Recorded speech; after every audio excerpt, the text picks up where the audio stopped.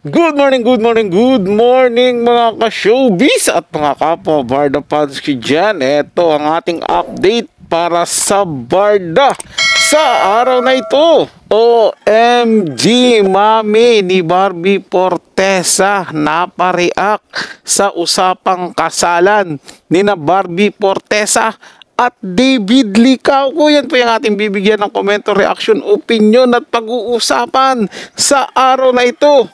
Kaya naman kung hindi ka pa nakapag-subscribe dito sa ating channel, ano pang hinihintay mo? Mag-subscribe na at i-hit ang notification bell para laging mauna ka sa mga bagong balitang showbiz. Panoorin at pakinggan ang buong detalye at ikaw na ang humusga.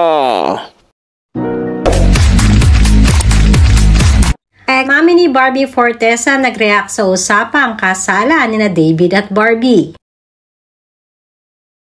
Nakatutuwa talaga itong si Barbie Fortesa dahil na rin sa mga bagong pinagkakaabalahan nito at kinahiligan ngayon. Kamakailan ay nag-share nga si Barbie ng kanyang little ganap sa pagsuswimming niyang muli. Kapansin-pansin na isa sa pinagkakasunduan at masasabing compatibility ni David at Barbie ay ang kanilang hilig sa mga sports. Kaya namang sinasabi ni David na isa ito sa nagugustuhan niya kay Barbie dahil na rin sa mga pagkakapareho nila. Sa edad kasi ngayon na Barbie at pambansang Ginoo ay hindi na nga maiiwasan na mapag-uusapan ang paglagay sa tahimik ng dalawa. Though ini-enjoy nila ang journey nila bilang mga artista, ay hindi naman maikakaila ng dalawa na papunta rin doon ang pinaghihirapan nila. Kaya naman ayon na rin sa aming source ay madalas din di umanong maging topic at napag-uusapan ni David at Barbie ang patungkol dito.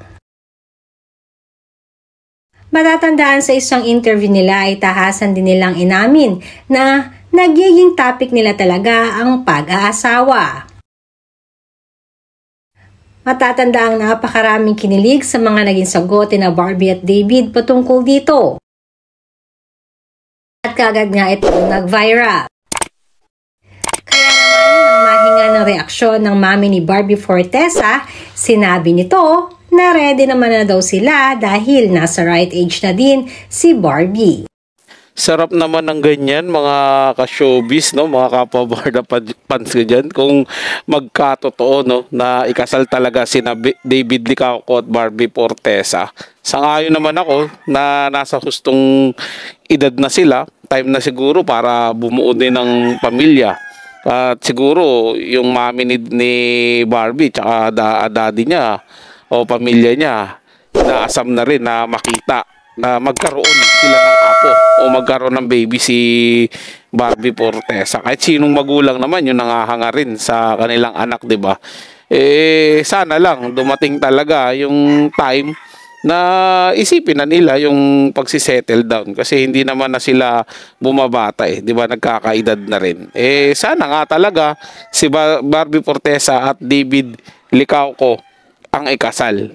Marami kasi diyan yung mga kokontra, panigurado diyan, lalo na yung solong tagahanga lang ni David Licauco gaya nung nag-comment sa akin dito sa nakaraang video ko at sinasabi niya na nag-iilusyon lang daw tayo mga kabarda na pinipilit natin na ipareha talaga si Barbie Fortesa kay David. Hindi daw mangyayari na magugustuhan ni David si Barbie Fortesa. So hinayaan ko na lang siya doon sa komento niya at ginalang ko. Siyempre komento niya yun at pinusuan ko pa para naman wala siyang masabi at maisip na binabastos natin siya dito sa channel natin mga kabarda fans ko dyan. Kaya basta ako, tayong mga kabarda na nanonood neto, ituloy lang natin ang suporta sa Barda kina Barbie at David at umasa tayo na sana ikasal talaga sila para lahat ng mga negatibong tao na naninira sa kanila matameme.